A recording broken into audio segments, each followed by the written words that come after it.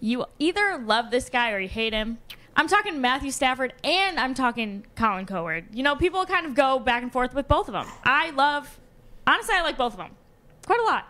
But sometimes he says things that are meh. But this one I think I might agree with, even though it makes me sad.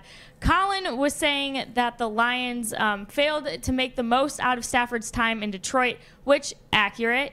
And he was kind of going on and saying that Stafford did not pursue trades, didn't push himself to get traded sooner, and therefore he lost his chance to be in the Hall of Fame.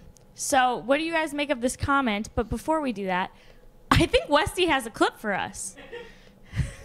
That's a great I've way been to very leave it. lucky where I have never felt as an employee I had to be selfish and just get out of a place. I had good management here. I have good management at the previous place. I had good management when I did local. I've had good management in radio and television. I've been supported. I've been moved around. I've been mobile. Places I wanted to live more than other places. I like living in Southern California, but I've been very lucky. I've had support. But I have always said I'm one of the fortunate ones. I've had good support and good management. What if I had lousy management? You guys, given the context of the clip now, did Matthew Stafford wait too long to pursue a trade? And did it cost him the Hall of Fame? Boys, your answer. It's very rare that you see somebody, especially outside of Detroit sports media, really give an accurate take on the whole context of Matthew Stafford and what went on in Detroit. And I think he's spot on. I think it's very difficult as an athlete for you to show loyalty like LeBron James did to Cleveland for so long and get nothing put around you. Now, you guys can bring up the 1 year he had a top 5 defense. Congratulations. People hang their hat on that. LeBron got to 1 finals in, what, 8-9 years in Cleveland? Yep.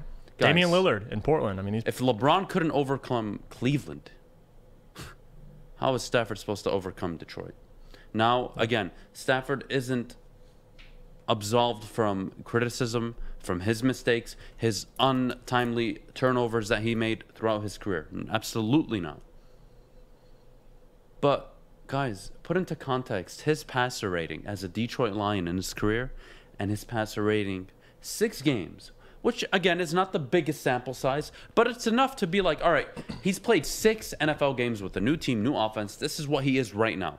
By 12 games, you'll have a definite answer of what he is. But if we just go based on the 6 games he has, in Detroit, in 12 years, he had a 96.6 passer rating, which is, you know, like slightly above average. It's pretty good.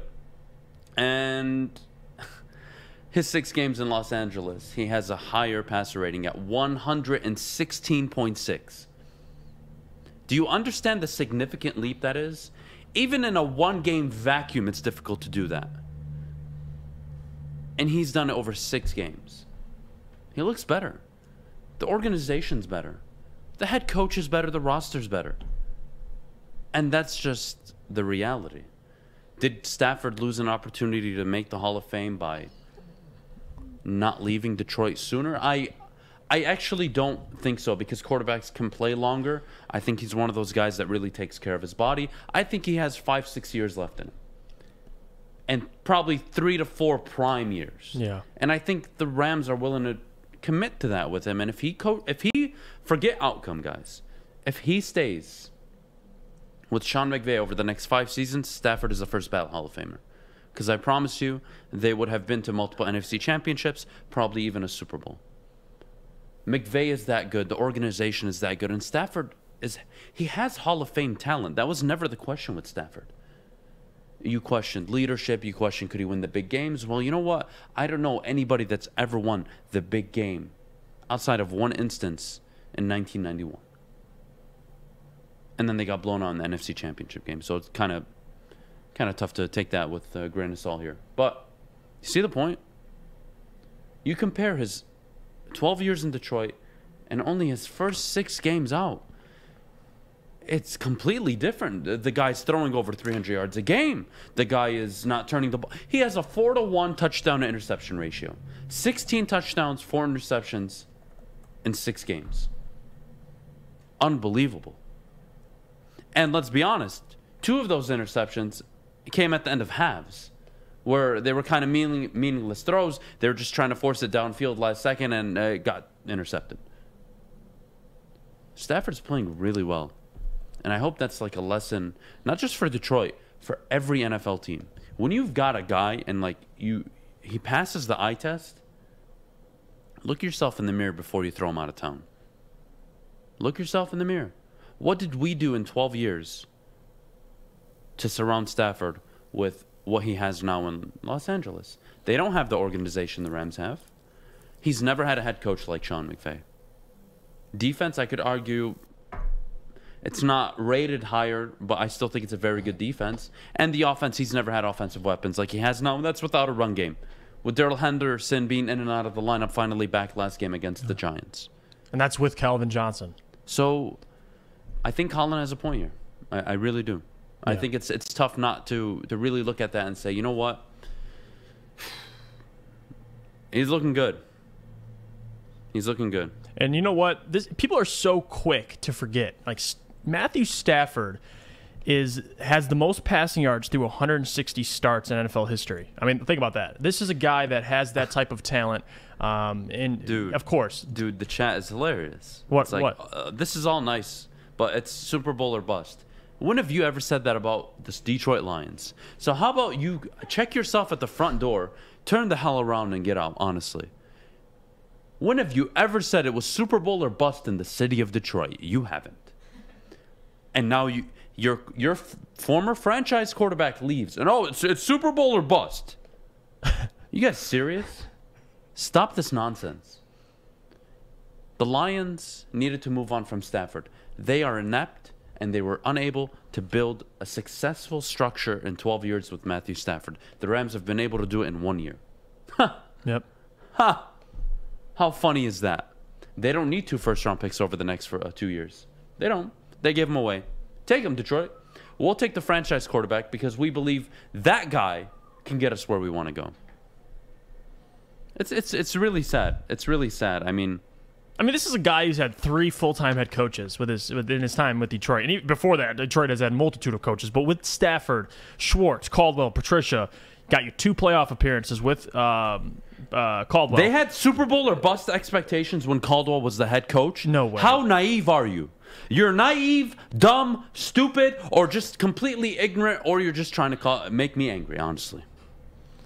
You have no idea. Oh, we just want to win 9 games. And now you want to criticize your former quarterback and say, oh, it's Super Bowl or bust for Matthew Stafford. How about you take care of your own situation? How about you hold your current organization accountable? Because the Rams are doing what you could only dream of doing with Matthew Stafford right now. And I hope he accomplishes everything and more. Not because I'm rooting for him, but so the city of Detroit maybe wakes up in terms of how they support this organization and how they hold them accountable. Because I think you're all missing the boat completely. Jeff? Yeah, I mean, you could talk about the dysfunction of the Detroit Lions. I mean, his career took a huge hit at that point. Lions 0-16. They draft their savior, Matthew Stafford, and for the entirety of the 12 seasons he played here, failed to really surround him with a stable environment. I'm talking coaching staff, stable player personnel. Look at the Los Angeles Rams. Those are the same weapons and team Jared Goff had. I mean, they don't change. That is their roster. So Stafford has had a multitude of players around him, very different, never consistent. He averaged still around 7 wins a season. Yes, he had a great roster at one point, and they didn't ultimately achieve a playoff win. But once the team dramatically changed for years after that, making it even more difficult to even build on that progress they originally made. Jeff, so I love you. It makes no sense. I'm so happy I get to sit up here with you. I got a question. What's up? Addressing me. You bring up Lamar losing in the playoffs, but not Stafford. That's clown behavior. Stafford's 0-3 in the playoffs, right? Yeah. Who does he play for? The Detroit Lions, played Detroit Lions. Yeah. Oh. The Detroit Lions. Yeah. Lamar Jackson. What year is this for him? What year is this for Lamar Jackson? He's is quite he a a bit of time 13-year pro? Is he a 13-year pro? No, he is not. He's a young man, Yeah. NFL MVP, who's dominated the league in the regular season. Plays for a stable has never organization. lived up in the playoffs outside of last year where he won finally a game. This year I expect him to take the next step and win maybe multiple playoff games or just win one or get bounced out. Irregardless, he is developing better and better every year as a thrower of the football. You're comparing a 4-year vet to a 13-year vet? What? Stafford's a finished product. What? I mean, I don't know. Adam, Jeff, I'm gonna ask this for both of us. It was Okay. directed towards me, but All right. Adam and Jeff, what do we do to hold them accountable?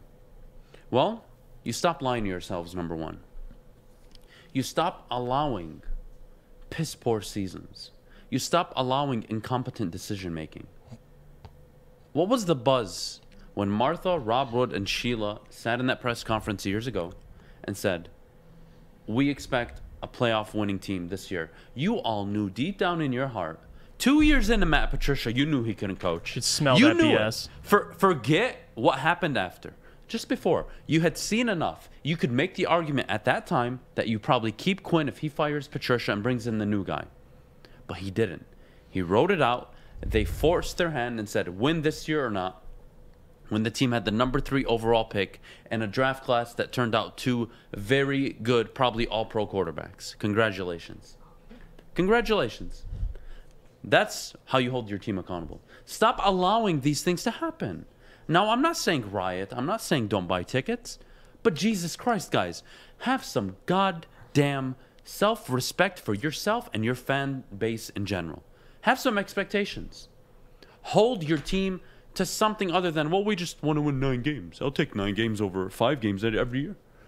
Guys, how about I want to win the division 3 times in the next 9-10 years? Yep. How about I want to win 3-4 playoff games in the next 10 years? How about I want to make an NFC championship in the next 10 years? Or maybe even 2. I want to hire a head coach who, when he leaves, eventually people regard him as, wow, that man coached the Detroit Lions.